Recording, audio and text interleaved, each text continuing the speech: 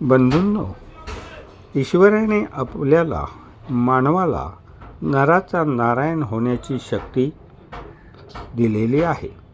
परंतु आम्ही नारायण होण्याऐवजी नरच राहणे पसंत करतो. याचे कारण काय? तर येथील प्रत्येक भक्ताला वाटत असते की मला ईश्वरी साक्षात्कार व्हावा, ईश्वराचे दर्शन व्हावे, त्याचे अस्तित्वाचे प्रमाण मिळावे व आमचा स्वार्थही हिराला जाऊ नये. परंतु हे कसे शक्य आहे? हे पूर्णतः असंभव आहे. समजा एखाद्या जलधारेला आपण देखील समुद्र व्हावे, समुद्राच्या स्वरूपाला जाणून घ्यावे असे वाटत असे.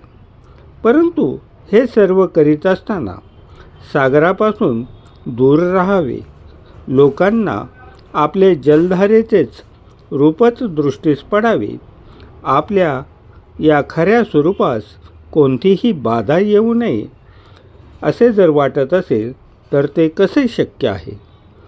जर तिला खरंच सागरासम व्हायचं असेल किंवा सागराचे खरे स्वरूप जाणून घ्यायचे असेल तर तिला सद्य प्राप्त अस्तित्वास किंवा रूपास विसरावे लागेल. तिला सागरात विलीन व्हावे लागेल. यामध्ये तिचे मूळ अस्तित्व जरी नाहीसे झाले तरीसुद्धा कोणत्याही प्रकारचे नुकसान होणार नाही, कारण ती जलधारा सागरासम होणार आहे. तिचा फायदाच आहे. परंतु माणसाचे देखील असंच आहे. तो परमात्मा प्राप्ती करू इच्छितो, परंतु आपला बडेजाव, आपला अहंकार, आपला मीपणा, आपले घमंड, आपला स्वभाव विसरायला, त्याला सोडायला मात्र मुळीच तयार होत नाही.